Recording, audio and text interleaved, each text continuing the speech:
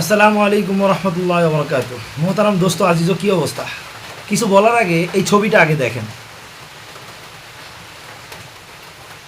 বাংলাদেশের রাজনীতিতে নতুন লেটেস্ট খবর হলো 100 নারী আসনের জন্য সবাই নাকি রাজি হয়েছে। এই নিয়ে আজকে কিছু কথা বলি। এক নাম্বার কথা হলো, এই যে এখানে বলা হইলো যে সবাই রাজি হয়েছে, এটা আসলে একটা ডাহা মিথ্যা কথা। কারণ অলরেডি ইসলামী আন্দোলনের যিনি মুখপাত্র ছিলেন উনি এবং সাখাওয়াত হোসেন রাজি সাহেব যিনি ইসলামী ঐক্যজোটের মুখপাত্র, তারা দুইজনেই বলছেন যে তারা এতে সম্মত হন নাই এবং আরও অন্যান্য ইসলামী দলও সম্মত হয় নাই। কিন্তু যখন প্রেস ব্রিফিং হইল তখন তারা স্পষ্ট বলে দিল যে সবাই রাজি ছিল।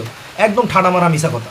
এরপরের যেই বিষয়টা আছে সেটা হলো, এই যে জুলাই আন্দোলন হইল, ওখানে মূল যেই বিষয়টা নিয়ে আন্দোলন হয়েছে সেটা হলো কোটা বিরোধী আন্দোলন। কোটা না মেধা, মেধা মেধা।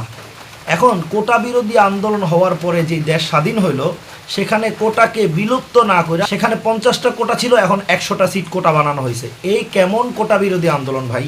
তৃতীয় যেই বিষয়টা সেটা হলো, এই যে 100 আসন নারী সংরক্ষিত করা হইলো, এই 100 আসনে যারা আসবে তারা কিভাবে আসবে? কেউ আসবে মামুর জোরে, কেউ আসবে চাচার জোরে, কেউ আসবে দলীয় নেতাকে খুশি করে।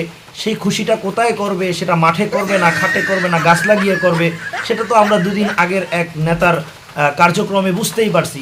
শুধু এই নেতার কথা বইলা লাভ নাই, কারণ এর আগে যতগুলো দল ক্ষমতায় ছিল তারা সবাই নারী সংরক্ষিত আসনগুলা ওই সকল নারীদেরকেই দিছে যারা হয়তো ঘরের লোক আর নইল খাটের লোক।